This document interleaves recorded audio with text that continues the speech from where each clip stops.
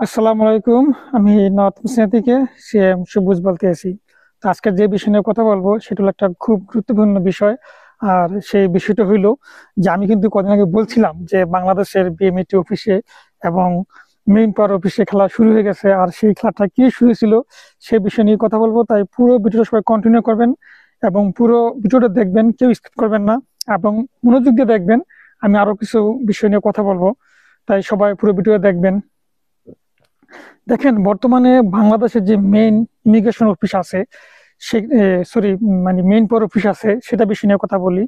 North মুসলিমের visa check করার কিন্তু কোনো ওয়েবসাইট নাই বা কোনো অনলাইনে কোনো চেক করা যায় না। তবে এটা কিছু সিস্টেম আছে যেটা দেখে আপনি বুঝতে পারবেন যে এটা অরিজিনাল কি নকল। তাও আপনি শিউর না।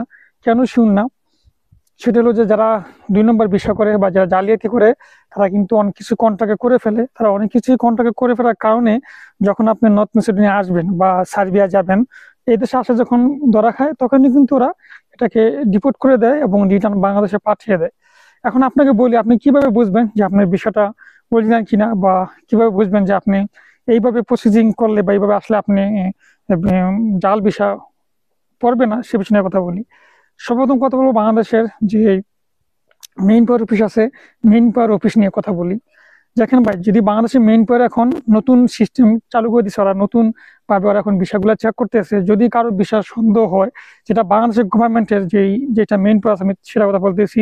যদি কারো বিষয় পরে ওদের সন্দেহ হয়, যে ওদের যদি মনে হয় যে বিষয়টা ওদের কাছে সন্দেহ লাগছে, যে ফ্যাক্ট মনে হয়, তাহলে এখন ওরা কি করে জানেন? ওরা ওইটাকে বাংলাদেশের যে মেইন অফিস আছে, মেইন পাওয়ার অফিস আছে, ওখান থেকে ওরা এটা ইন্ডিয়াতে যেই নর্থ মেসিডোনিয়া এম্বাসি আছে ওখানে ইমেল করে। একমাত্র এই মেইন পাওয়ার অফিস ছাড়া অন্য কেউ যদি ইমেল করেন, তাহলে ওরা অ্যান্সার দিবে না, 90% অ্যান্সার দিবে না।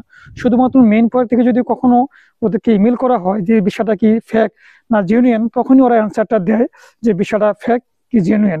এখন বাংলাদেশের যেই সিস্টেমটা চলতেছে, বর্তমানে যে প্রসেসটা চলতেছে, যদি এভাবে চলতে থাকে তাহলে আপনার জন্য আমার জন্য ভালো। এবং ওখানে দরকার সৎ অফিসার, যারা টাকা খাবে না, যারা জেনুইন ভাবে চেক করবে। এবং কি যে জেনুইন ভাবে চেক করে, তাহলে আপনার ওখানে ধরা খেয়ে যাবে যে আপনার বিষয়টা ফেক কিংবা অরিজিনাল। তো এই জন্যই যারা বাংলাদেশ থেকে আসবেন, মেন পাওয়ার করা ছাড়া আসবেন না। যদি কেউ কোনো এজেন্সি বা কোনো দালাল বলে যে আমরা তোমাকে কন্ট্রাক্টে পাঠাবো, তাহলে আপনি রাজি হবেন না। আপনি বলবেন না, আগে আমার বাংলাদেশের যে মেন পাওয়ার অফিস আছে গভর্নমেন্টের, ওখান থেকে এটাকে মেন পাওয়ার করবেন, তারপর আসবেন। ঠিক আছে। দ্বিতীয় কথা হইলো যে আমি বলছিলাম যে বিএমইটি অফিসে খেলা শুরু হয়ে গেছে। তো মেইন হয়েছে এখানে যে বিএমইটি অফিস এখন বর্তমানে বাংলাদেশে যে বিএমইটি অফিস আছে, এরা আইনটা আরো কড়া করছে এবং আরো সুন্দর করছে। যখন বিএমইটি করতে যাবেন তখন ওই জিনিসটা আরো বেশি ধরা খাবে। দেখেন, আপনি যখন বাংলাদেশ থেকে যখন আপনি মেন পাওয়ার করলেন, এখন বিএমইটি করতে যখন যাইবেন, বিএমইটি করার পরে জানেন কি করে বর্তমান সময়ে বিএমইটি অফিসাররা যে নর্থ মেসিনাতে আপনি যে কোম্পানি থেকে ভিসা উঠছে, নর্থ মেসিনা থেকে যে কোম্পানিতে আপনি আসবেন, ওরা কি করে ডাইরেক্ট ওই কোম্পানিতে ইমেল করে। যে কোম্পানি থেকে ডাইরেক্ট ইমেল করে, এটা সবচেয়ে ভালো করছে যে কোম্পানি ডাইরেক্ট ইমেল করে। ইমেল করার পরে কোম্পানি যদি বলে না, ঠিক আছে, আমি এই লোকের আমি ওয়ার্ক পারমিট দিছি, এই লোকের আমি ভিসা দিছি, আমার কোম্পানিতে আসতেছে, যখন এই নর্থ মেসিনা থেকে রেসপন্স করে আপনি যে হ্যাঁ এটা আমার লোক, তখন বিএমইটি ওকে করে দেয়। এটা সবচেয়ে ভালো হয়েছে। এবং এই জন্যই আপনারা বিএমইটি করবেন এবং চেষ্টা করবেন যে বিএমইটা আপনার নিজের সিস্টেম করে এবং ওদের সাথে ইয়ে করে করার জন্য। আর এই বিএমইটি যদি সরকারি অফিস থেকে হয় এবং যে বাংলাদেশের যে গভর্নমেন্ট অফিস আছে, যে বিএমইটি অফিস, ওখান থেকে যদি হয়, তো আপনি 100% শিওর হবেন যে আপনার ভিসা জেনুইন। কেননা এরা কোম্পানিকে ইমেল করে এবং কোম্পানি থেকে যখন ইমেলের জবাব যায় হ্যাঁ এটা ওনার লোক, তখনই ওরা বিএমইটা ওকে করে।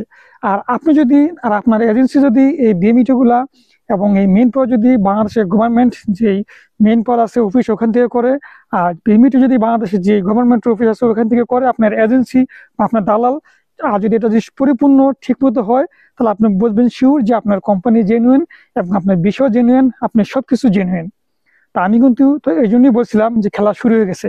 তো কিছু এজেন্সি বা দালাল আছে যারা আপনাদেরকে বলবে যে আমরা কন্ট্রাক্ট করে দিব, তখন আপনারা কন্ট্রাক্টে রাজি হবেন না বা আসার চেষ্টা করবেন না। যদি কন্ট্রাক্টে আসেন তাহলে আপনি বুঝবেন, বা যদি কোনো দালাল বা যদি কোনো এজেন্সি বলে যে কন্ট্রাক্টে দিবে, তাহলে আপনি বুঝবেন যে এটাতে সমস্যা আছে, এটা ফেক ভিসা।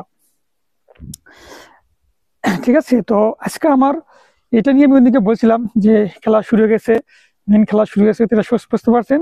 তাই সবাইকে বলে দিলাম, কোনো কন্ট্রাক্টে বিষয় করবেন না, বা কন্ট্রাক্টে যদি আপনাকে বলে যে আমরা এয়ারপোর্ট, বাংলাদেশে এয়ারপোর্ট কন্ট্রাক্ট করা যায়, আপনাকে ভুয়া বিএমইটিডি করতে পারবে, ভুয়া মেন পাওয়ার করে বাংলাদেশ এয়ারপোর্ট আপনাকে কন্ট্রাক্ট করে নর্থ মিশনাতে পাঠিয়ে দিবে, কিন্তু নর্থ মিশনে আসার পরে আপনি ধরা খেয়ে যাবেন। তাই সবকিছু চেষ্টা করবেন আপনারা যে বাংলাদেশের যে গভর্নমেন্ট অফিস আছে, মেন পাওয়ার অফিস এবং বিএমইটি অফিস, ওখান থেকে করার চেষ্টা করবেন এবং আপনার এজেন্সিকে বলবেন যেন ওখান থেকে করে। আর এই জন্যই আপনি বুঝবেন যে আপনার বিষয়টা অরিজিনাল এবং আপনার কোম্পানিও জেনুইন। আপনি মেসিডোনিয়া আসার পরে ঠিকমতো কাজ করতে পারবেন।